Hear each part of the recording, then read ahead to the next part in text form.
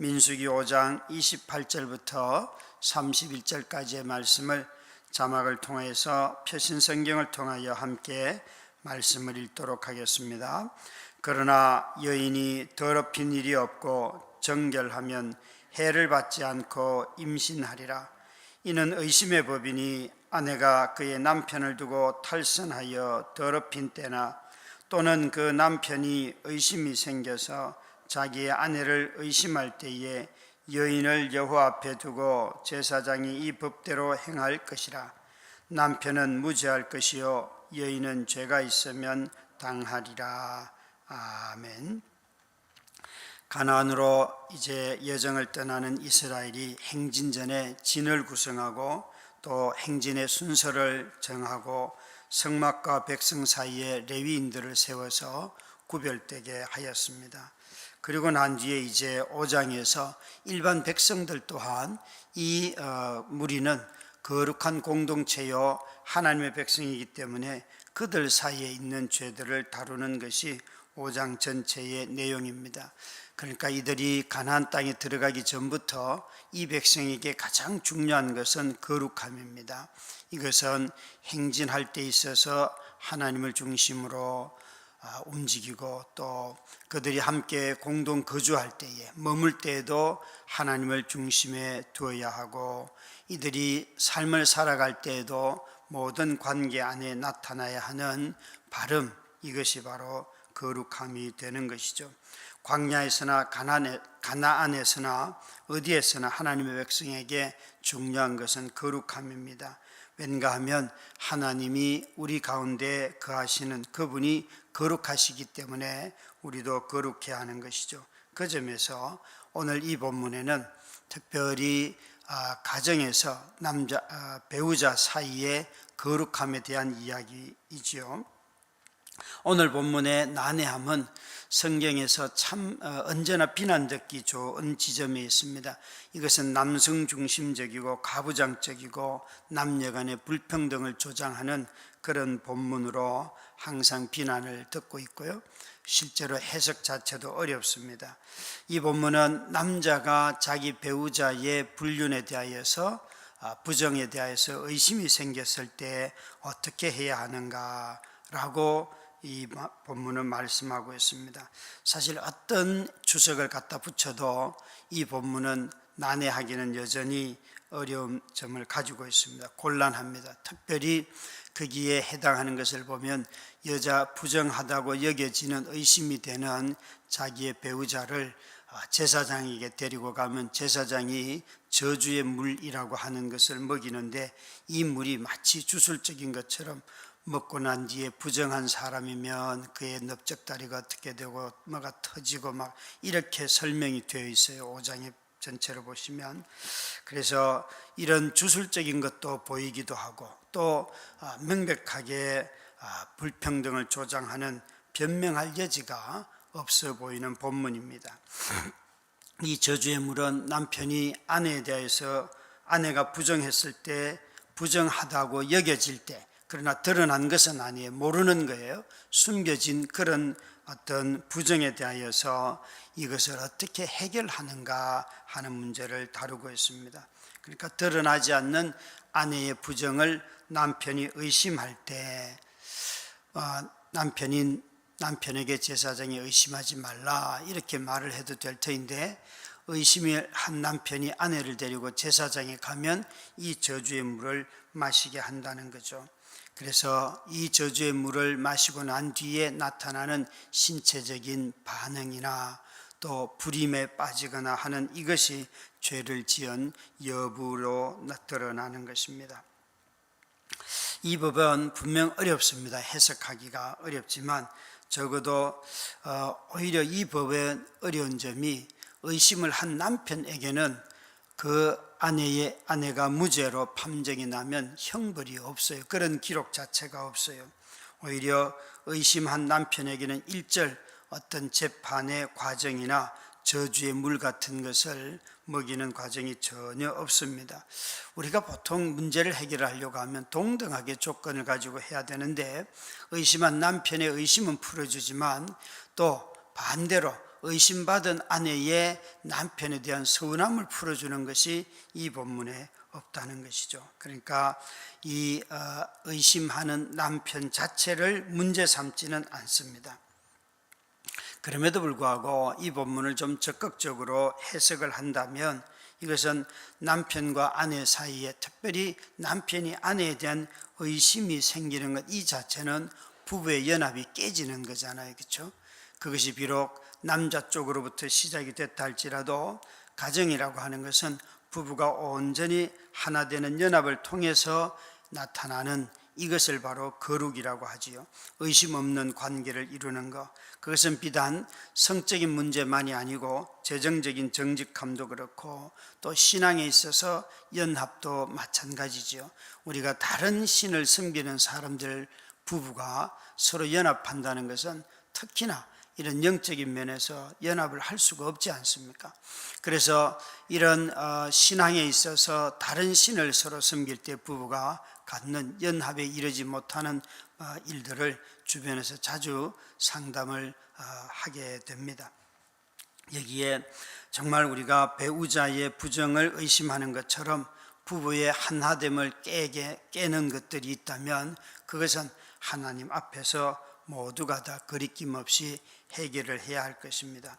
선지자들은 이런 부부의 성적인 정결함을 가지고 은유적으로 하나님과 자기 백성 사이의 연합으로 비유하게 되었습니다. 그래서 선지자들은 항상 너희가 음란하다라고 말할 때 그것은 실제 성적인 음란도 있지만 그것보다는 하나님 이외의 다른 것을 사랑하는 이스라엘 백성들을 바로 너희가 음란하다라고 말하였습니다. 그 음란함의 가장 많은 대상은 돈이었습니다. 이스라엘 백성들이 너무나 돈을 사랑하였습니다. 그래서 이런 선지자들은 이렇게 부부 사이의 일탈의 행위를 우상숭배와 연결시키기도 하였고 그 우상숭배하는 자기 백성을 보면서 하나님이 질투하시는 분이라고 말씀을 하시죠. 마찬가지로 이 본문에 나오는 이 남자의 질투를 긍정적으로 해석한다면 그런 하나님의 질투와도 연관을 시킬 수가 있습니다. 하나님은 자신보다도 더 사랑하는 다른 대상이 있을 때에 그 백성을 향하여서 분노하시는 분이시죠. 이 정결함, 거룩함이라고 하는 것은 부부가 서로 하나가 될 때 나타나는 거죠. 그러니까 정결함을 이 의심조차 없는 부부관계, 이것이 바로 주님께서 원하시는 거룩한 삶이지요. 마음에 의심이 없이 하나 되는 것이 정결함입니다. 이것은 여러분 가정에서 부부뿐만 아니라 성도들 사이에도 마찬가지입니다. 우리들이 신앙생활을 해가면서 자기 자신을 신앙을 의심하고 그런 것도 있지만 사람을 의심할 때가 참 많습니다. 우리가 누군가의 행동에 대해서 의문을 품고 이런 것들이 정말 그 사람을 도우려고 하는 것이 아니라 정말 불신을 하여서 갖는 모습들이죠. 이렇게 성도가 교회와 연합하지 않을 때에 이것은 신앙생활이 오래 지속되기가 어렵습니다. 여러분, 제가 보기에는 사단은 개개인들이 넘어뜨리는 것보다도 공동체를 파괴하는 것이 개개인들을 지치게 하는 가장 쉬운 방법이다, 저는 그렇게 생각합니다.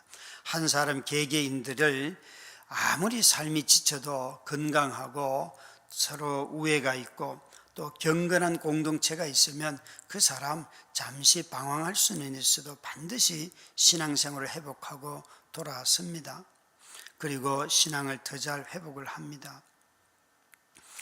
우리 집사님 중에 우리 김선숙 집사님, 여러분 아마 최근에 그 성경 통독하면서 우리 통독 모임에서 간증하는 걸 이렇게 들으니까 당신이 삶이 굉장히 여러 가지 어려움이 겹쳤는데 그때에 자기는 교회를 다니지도 않는데 주변에 자기와 똑같은 어려움을 겪고 배우자의 그런 일탈 행위도 보고 다 하는데도 이 사람들이 변함없이 하나님을 사랑하고 웃고 즐거워하고 그런 걸 보았다는 거예요. 그래서 아니 너희들은 나와 똑같은 이런 일을 겪는데도 어떻게 그렇게 사냐?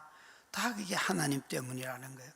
그래서 집사님의 친구분들이 저에게 오시기 전부터 벌써 우리 집사님을 잘 붙들어 주었다는 거예요.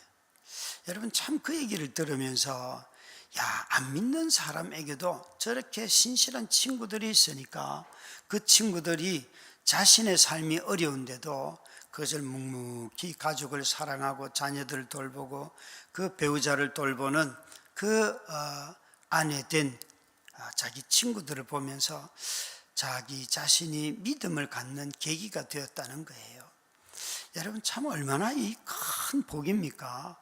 주변에 이런 신실한 관계들이 있다는 것, 서로 연합하려고 애를 쓰고 허물도 있고 부족함도 있고 때로는 일탈 행위도 있지만 그러나 그것을 넘어서서 실제적으로 연합하는 부부를 보고는 이 집사님이 교회에 다니기 시작했다는 것이죠. 그래서 이런 성도들의 공동체가 의심이 없이 서로 신뢰하기 시작할 때 그 공동체는 그 자체가 이미 선교하는 공동체가 되는 것입니다. 오늘날 부부가 이혼하는 대부분의 경우는 배우자의 불륜 때문이 아닙니다. 배우자의 불륜은 그렇게 비율이 높지 않습니다. 대부분 부부들이 이혼하는 가장 큰 이유는 실직입니다. 경제적인 상태입니다. 이전에 아주 부유했다가 또 이전에는 그래도 먹고 살만했었고 이전에는 가정의 경제적인 책임을 배우자가 잘 지다가 그것을 지지 못할 때에 먹고 살기가 어려워서 옛날처럼 돈 벌어오지 않아서 이혼한다고 하는 것이 제일 많습니다. 무려 성격 차이만큼이나 많습니다. 여러분, 얼마나 사람들이 돈을 사랑하는지 아실 수 있을 것입니다.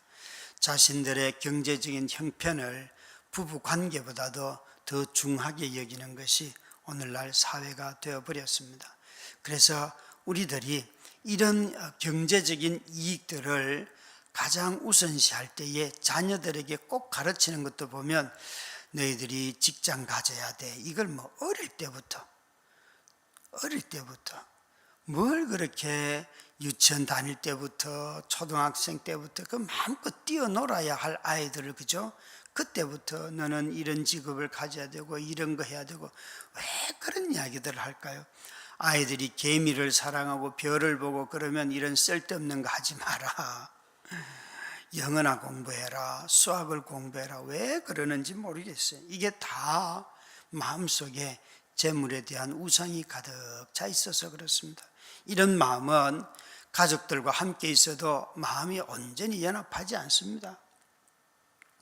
우리 모두가 다 대부분 이런 경제적인 이유 때문에 마음이 깨지는 시대를 살아가고 있는데 우리는 배우자 자체를 사랑하는 것, 이것이 하나님이 원하시는 연합이고 또 사람들을 그 자체를 사랑하는 것이 하나님이 우리에게 원하시는 거룩한 삶입니다.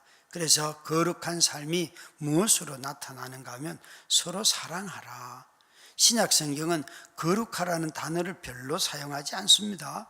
신약 성경은 다 사랑하라.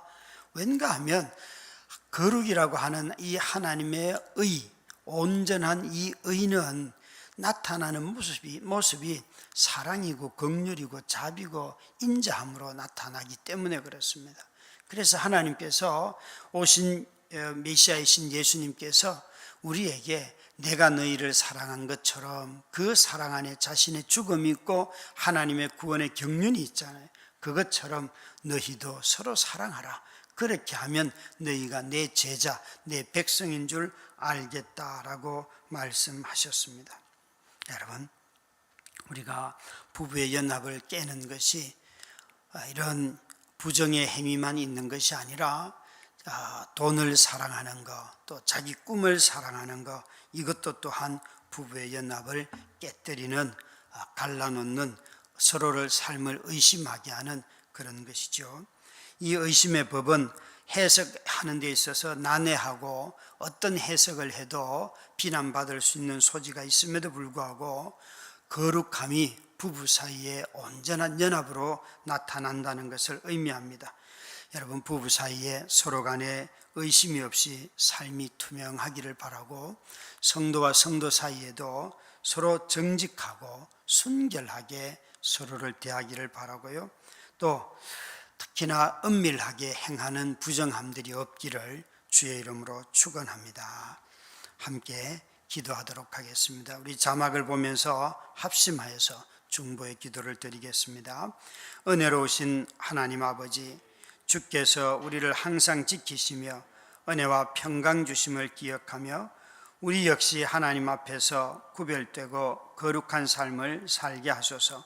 말씀과 기도를 향한 하나님과 교제하며 우리를 향한 하나님의 뜻을 알아가게 하옵소서. 다드림 청년들의 삶을 주관하여 주시기를 위하여서 기도드립니다. 취업과 결혼이 쉽지 않고 사회는 끊임없이 경쟁을 요구하지만 그 가운데서도 위축되지 아니하며 믿음의 삶을 이어가며 그리스도의 생명을 전하게 하옵소서. 전쟁과 내전, 인권 탄압이 계속되고 있는 우크라이나, 이란, 아프가니스탄, 미얀마, 시리아 가운데 하나님의 긍휼이 임하기를 기도합니다. 하나님께서 아름답게 창조하신 그 땅의 사람들이 더 이상 불의하게 희생되지 않고 그리스도의 참된 평화를 경험하게 하옵소서. 오늘 하루를 주님께 맡겨드리며 예수님의 이름으로 기도드립니다. 아멘.